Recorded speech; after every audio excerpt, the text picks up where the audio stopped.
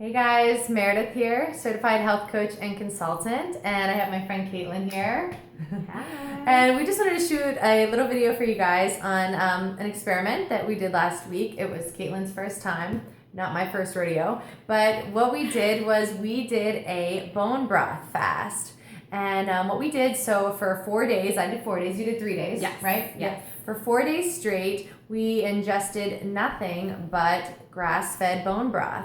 We made our own bone broth in our crock pots at home, which we can share with you guys in another video. But we made our own bone broth and we ingested that and had a pretty cool experience with it. Mm-hmm. So at least I know you did. This was my third fast, I think, on bone broth, and I fasted on some other things. But it's a really neat thing to do, and a lot of people have some fears about fasting and questions about what it involves and how exactly to do it. So we just wanted to, we're going to share a little bit with you guys, but I'd like to kind of interview Caitlin since it was your first experience with bone broth and with fasting on bone broth, kind of what it was like for you. So can you kind of take us through the week, starting with day one, how you felt, what you did, and then what you thought? Yeah, well, first off, I thought it was way easier to make than I expected. Super easy. Yeah, I'd heard about the health benefits of bone broth for a long time, and I knew Meredith has been making it for a long time, and she always told me it was easy, so easy. But it took me to actually making it to believe her. It took me all of about 2 minutes to throw it in the Four ingredients. Four ingredients, yes. Mm-hmm.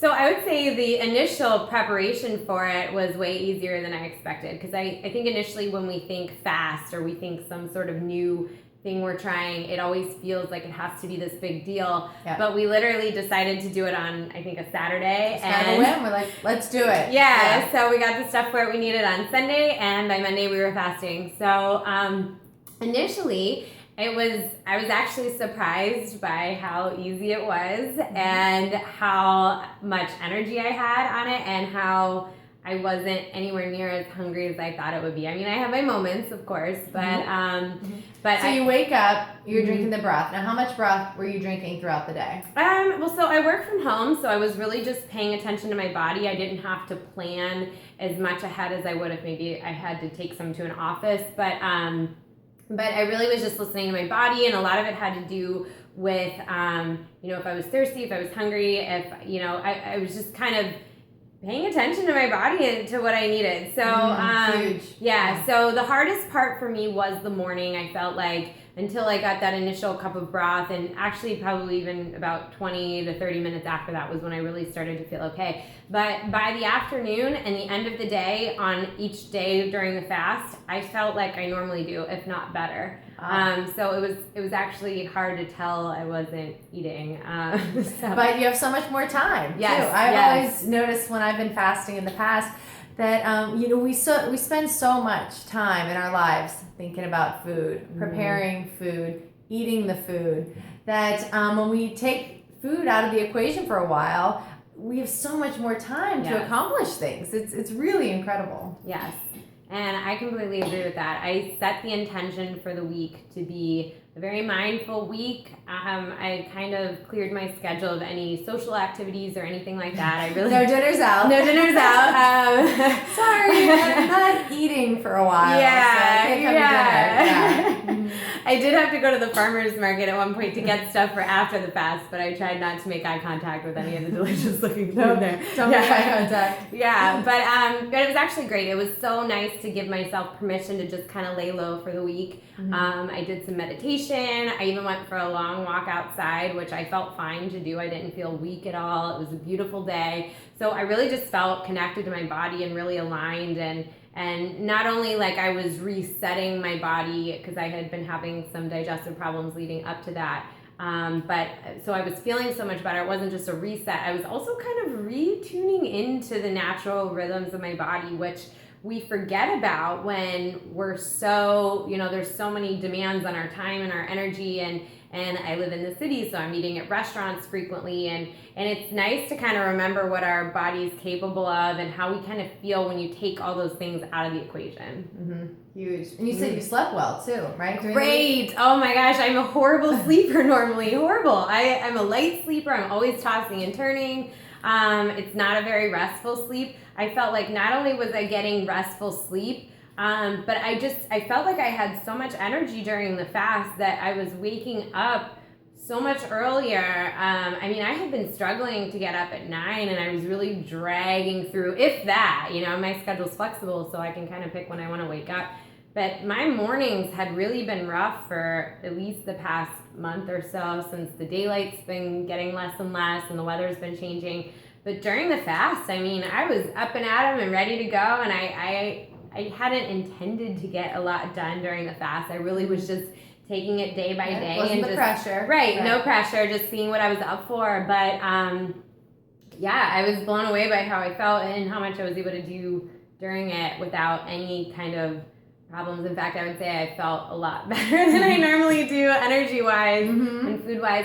And to your point about us having more time and how much time we put not just into food, but the decision of whether or not to eat it. I'm working from home, and when you're trying to procrastinate something, it's so easy to wander into the kitchen and get a snack. Maybe I'm hungry. Yeah, exactly. So having that out of the equation also gave me back some of the emotional energy I have to not even think about it, but to just know that if I truly was hungry, I could come in and get some bone broth and put a lot of the good minerals back in my body.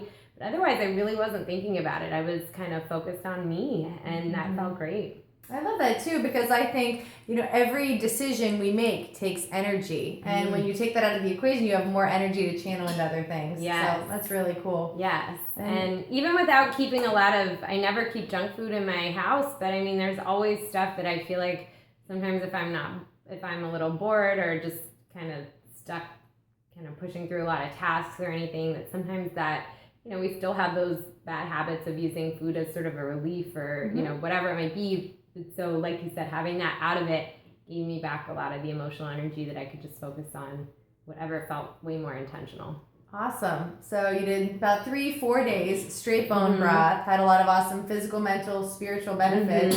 Sure. And what were kind of your intentions going into it, and did you get those results that you were looking for? Yes, absolutely. So my intention going into it was to not only work on my digestive health, which, I've had enough digestive issues in my lifetime, especially the past year or two, to kind of know that if my energy is suffering and I'm just sort of feeling physically weighed down by my digestive system, that, some stuff needs to change. And this summer was, really busy, and there were a lot of restaurant trips and friends in town and all kinds of stuff. So it really did start to take a toll on my system. So my primary goal was just to get my health back in order and to really feel my best physically. But then on the spiritual side of it, it was more just wanting to tune in all around to where I felt like I needed to be aligned. So I did a lot of meditating during the fast and just really focusing on me and literally minute by minute deciding what do I need and what does,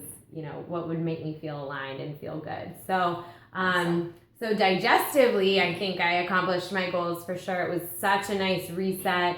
But I think what went above and beyond that for me was really what I learned from it about, it was such a good reminder of how much food affects our energy and oftentimes in a negative way. And so to have that out of the equation and really be able to see what my body's energy was naturally without that influence was so enlightening. And so that is something I've carried with me beyond the fast.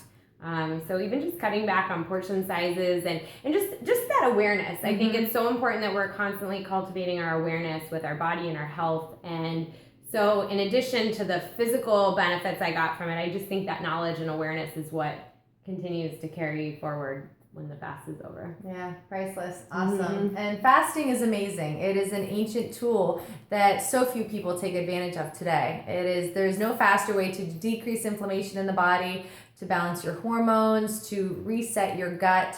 It's an amazing thing, and I encourage all of you to give it a try, whether you fast on bone broth or on water or really, I mean, there's so many different things you can fast on. So we can do future videos on a lot more fasting techniques and other tips and tools we have for you guys. But I just wanted to share. So thanks for tuning in, and we will see you later. Bye. Bye.